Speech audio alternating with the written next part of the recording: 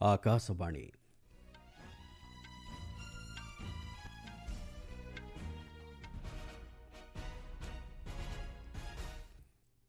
संवाद पढ़ुछंती चंदन घोष। मुख्य संवाद मालदीपर आज 60तम स्वाधीनता दिवस पालन समारोह में सम्मानित अतिथि भाव जोगदेवे प्रधानमंत्री नरेंद्र मोदी।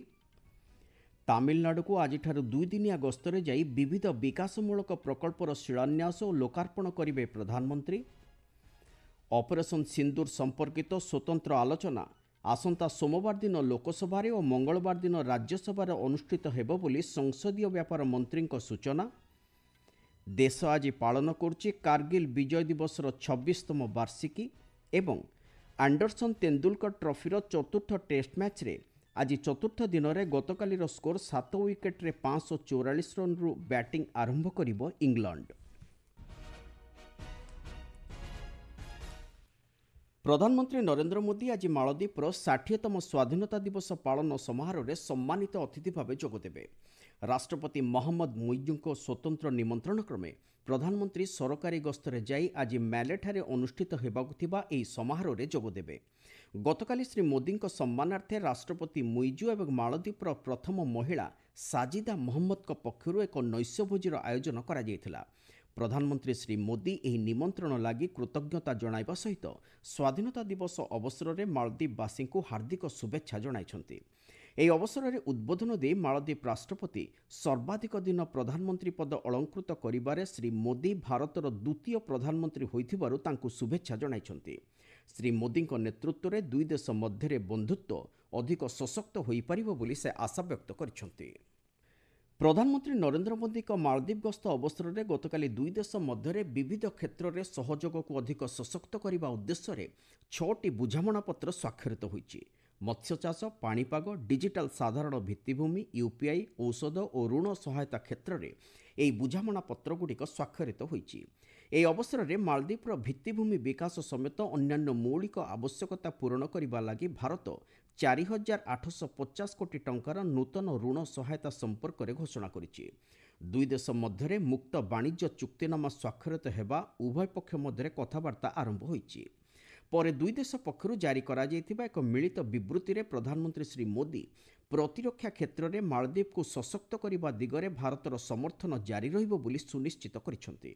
ପ୍ରତିରକ୍ଷା ଓ ସୁରକ୍ଷା କ୍ଷେତ୍ରରେ ସହଯୋଗ ଦୁଇ ଦେଶ ମଧ୍ୟରେ ଆପୋଷ ବିଶ୍ୱାସର ପ୍ରତିଫଳନ ବୋଲି ଶ୍ରୀ ମୋଦି ମତବ୍ୟକ୍ତ କରିଛନ୍ତି। रक्षा और सुरक्षा क्षेत्र में आपसी सहयोग आपसी विश्वास का परिचायक है। रक्षा मंत्रालय की बिल्डिंग जिसका आज उद्घाटन किया जा रहा है, यह ट्रस्ट की कंक्रीट इमारत है, हमारी मजबूत साझेदारी का प्रतीक है। साझेदारी अब वेदर साइंस में भी होगी। मौसम चाहे जैसा हो, our friendship will always remain bright and clear. Maldives की रक्षा क्षमताओं के विकास में भारत निरंतर सहयोग देता रहेगा। हिंद महासागर क्षेत्र में शांति, स्थिरता और समृद्धि हमारा साझा लक्ष्य है। ଏହି ଅବସରରେ ମାଳଦ୍ୱୀପ ରାଷ୍ଟ୍ରପତି ମହମ୍ମଦ ମୁଇଜୁ ଭାରତକୁ ତାଙ୍କ ଦେଶର ସ୍ୱାସ୍ଥ୍ୟ କ୍ଷେତ୍ରର ବିକାଶ ଦିଗରେ ମୁଖ୍ୟ ଭାଗିଦାରୀ ଭାବେ ଅଭିହିତ କରିଛନ୍ତି। ଭାରତ ସହିତ ସହଯୋଗକୁ ଅଧିକ ସଶକ୍ତ କରିବା ଦିଗରେ ମାଳଦ୍ୱୀପ ପ୍ରତିବଦ୍ଧ ବୋଲି ସେ ମତବ୍ୟକ୍ତ କରିଛନ୍ତି। ପ୍ରଧାନମନ୍ତ୍ରୀ ନରେନ୍ଦ୍ର ମୋଦି ଆଜି ମାଳଦ୍ୱୀପ ଗସ୍ତ ଶେଷ କରି ଭାରତ ପ୍ରତ୍ୟାବର୍ତ୍ତନ କରିବେ। ସନ୍ଧ୍ୟାରେ ଶ୍ରୀ ମୋଦି ତାମିଲନାଡୁକୁ 2 ଦିନିଆ ଗସ୍ତରେ ଯାଇ ଟୁଟିକୋରିନ୍ଠାରେ 4,800 କୋଟିରୁ ଊର୍ଦ୍ଧ୍ୱ ମୂଲ୍ୟର ବିଭିନ୍ନ ବିକାଶମୂଳକ ପ୍ରକଳ୍ପର ଶିଳାନ୍ୟାସ ଓ ଲୋକାର୍ପଣ କରିବେ। ଏହି ଅବସରରେ ବିଶ୍ୱସ୍ତରୀୟ ବାୟୁ ଭିତ୍ତିଭୂମି ବିକାଶ ଓ ସଂଯୋଗୀକରଣ ବୃଦ୍ଧି ଦିଗରେ ସରକାରଙ୍କ ପ୍ରତିବଦ୍ଧତା ଅନୁଯାୟୀ ପ୍ରଧାନମନ୍ତ୍ରୀ ପ୍ରାୟ 450 କୋଟି ଟଙ୍କା ବ୍ୟୟରେ ନିର୍ମିତ ଟୁଟିକୋରିନ୍ ବିମାନ ବନ୍ଦରର ନୂତନ ଟର୍ମିନାଲ ଭବନର ଉଦ୍ଘାଟନ କରିବେ। ସଡ଼କ ଭିତ୍ତିଭୂମି କ୍ଷେତ୍ରକୁ ଅଧିକ ସଶକ୍ତ କରିବା ଉଦ୍ଦେଶ୍ୟରେ 2ଟି ଗୁରୁତ୍ୱପୂର୍ଣ୍ଣ ରାଜପଥ ପ୍ରକଳ୍ପକୁ ପ୍ରଧାନମନ୍ତ୍ରୀ ରାଷ୍ଟ୍ର ଉଦ୍ଦେଶ୍ୟରେ ଉତ୍ସର୍ଗ କରିବାର କାର୍ଯ୍ୟସୂଚୀ ରହିଛି। ସେଥିମଧ୍ୟରେ 50 କିଲୋମିଟର ଦୈର୍ଘ୍ୟ ବିଶିଷ୍ଟ 36 ନମ୍ବର ଜାତୀୟ ରାଜପଥର ସେଥିଆଥୋପ ଚୋଲାପୁରମକୁ 4 ଲେନ୍ କରିବା ଓ ଟୁଟିକୋରିନ୍ ବନ୍ଦର ରାସ୍ତାକୁ 6 ଲେନ୍ କରିବା ଅନ୍ତର୍ଭୁକ୍ତ। ଏଥିଲାଗି ପ୍ରାୟ 2,550 କୋଟିରୁ ଊର୍ଦ୍ଧ୍ୱ ଟଙ୍କା ବ୍ୟୟ ଅଟକଳ କରାଯାଇଛି। ଶ୍ରୀ ମୋଦି ଆଜି ବନ୍ଦର ଭିତ୍ତିଭୂମି ଓ ସ୍ୱଚ୍ଛ ଶକ୍ତି ପଦକ୍ଷେପକୁ ବୃଦ୍ଧି କରିବା ଲାଗି ଭି ଓ ଚିଦାବର୍ଣ୍ଣର ବନ୍ଦରରେ 285 କୋଟି ଟଙ୍କା ମୂଲ୍ୟ ବ୍ୟୟ ଅଟକଳରେ ଉତ୍ତର କାର୍ଗୋ ବର୍ଥର ଉଦ୍ଘାଟନ କରିବେ।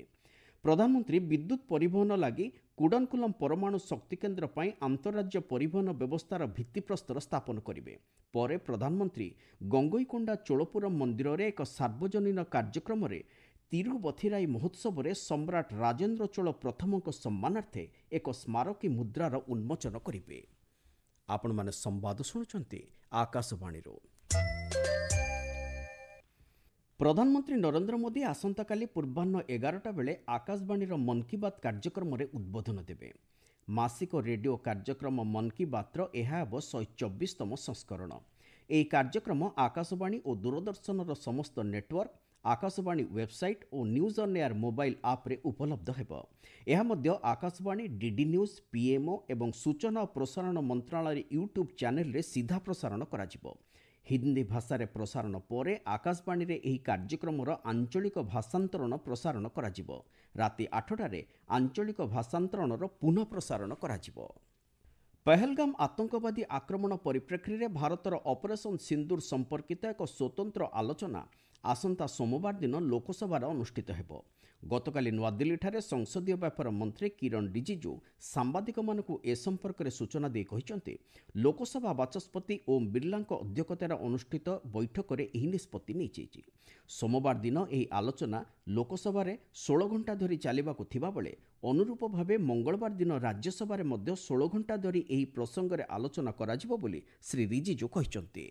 मंडे से लोकसभा में 16 घंटे के लिए ऑपरेशन सिंदूर पर चर्चा होगी और ट्यूसडे को राज्यसभा में फिर 16 घंटे के लिए ऑपरेशन सिंदूर पर चर्चा होगी। ये स्पेशल डिस्कशन का एग्रीमेंट ये पहली बार नहीं है। चर्चा करने का कई तरीके होते हैं, इसलिए ऑपरेशन सिंदूर का चर्चा स्पेशल डिस्कशन होगा। कोई स्पेसिफिक रूल्स पे नहीं, ये एक स्पेशल डिस्कशन है। कारगिल विजय दिवस 26तम वार्षिकी आज देशव्यापी पालन करा जाउछि। 1999 मसीहा कारगिल युद्ध में प्रतिकूल पाग सत्वे शत्रु को परास्त करिबारे भारतीय सैन्य मानकर वीरत्व एवं त्याग को आज स्मरण करा जाउछि। पाकिस्तान विपक्ष में ऑपरेशन विजय माध्यम भारतर बड़ सफलता को मन पकाइबा सहित शहीद जवान प्रति श्रद्धांजलि ज्ञापन करबा हेउछि आज दिवसर मुख्य उद्देश्य। এই অপারেশন মাধ্যমে ভারতীয় সেনাবাহিনী জম্মু কাশ্মীরর কার্গিল জিল্লার পাকিস্তানী আতঙ্কবাদী ও অনুপ্রবেশকারী নিপাত করিবারে সফল হয়েছিল। প্রধানমন্ত্রী পদরে ক্রমাগত ভাবে সর্বাধিক দিন রহিবারে নরেন্দ্র মোদী হেউচন্তি দেশর দ্বিতীয় প্রধানমন্ত্রী।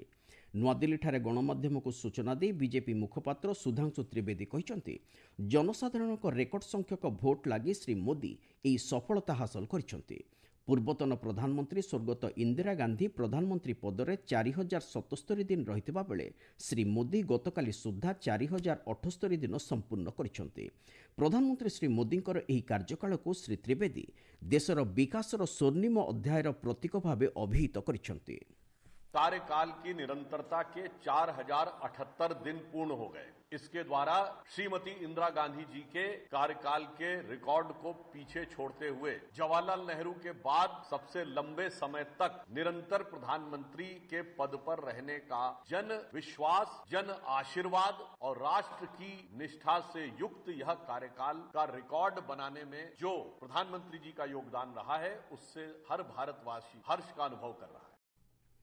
क्रिकेट मानचेस्टर ओल्ड ट्राफोर्ड ठारे चलिथिबा एंडरसन तेंदुलकर ट्रॉफीर चतुर्थ टेस्ट मैच रे आज चतुर्थ दिन में इंग्लैंड गतकालीर प्रथम इनिंग्सर स्कोर 7 विकेट 544 रन बैटिंग आरंभ करिबो। भारत प्रथम इनिंग्स रे 358 रन रे ऑल आउट हो जाइथिला। वर्तमान सुधा इंग्लैंड 186 रन रे आगुआ रहिछि। बेन स्टोक्स और लियाम डसन अपराजित रहिଛନ୍ତି। इंग्लैंड पक्षर जो रूट 150 रन करी ऑस्ट्रेलियार रिकी पंटिंगर 13,378 रन अतिक्रम करी टेस्ट क्रिकेट इतिहास रे द्वितीय सर्वाधिक रन करिवार सफलता हासिल करिଛନ୍ତି। भारतर सचिन तेंदुलकर टेस्ट क्रिकेट रे सर्वाधिक 15,921 रन करिवार रेकर्ड अर्जन करिଛନ୍ତି। ए 5टिकिया मैच विशिष्ट टेस्ट सीरीज रे इंग्लैंड 2टी मैच रे विजयी होई वर्तमान 2-1 रे सीरीज अग्रणी रहिछि। मुख्य संवाद गुड़िक पुणी थे। मालदीपर आज 60तम स्वाधीनता दिवस पालन समारोह में सम्मानित अतिथि भाव जोगदेवे प्रधानमंत्री नरेंद्र मोदी। तमिलनाडु को आज 2 दिनिया गस्तर जाई विविध विकासमूलक प्रकल्पर शिलान्यास और लोकार्पण करेंगे प्रधानमंत्री। देश आज पालन करुच्ची कारगिल विजय दिवस 26तम वार्षिकी एवं ଆଣ୍ଡରସନ୍ ତେନ୍ଦୁଲକର ଟ୍ରଫିର ଚତୁର୍ଥ ଟେଷ୍ଟ ମ୍ୟାଚ୍ରେ ଆଜି ଚତୁର୍ଥ ଦିନରେ ଗତକାଲିର ସ୍କୋର 7 ୱିକେଟ୍ରେ 544 ରନ୍ରୁ ବ୍ୟାଟିଂ ଆରମ୍ଭ କରିବ ଇଂଲଣ୍ଡ। ସମ୍ବାଦ ଶେଷ ହେଲା।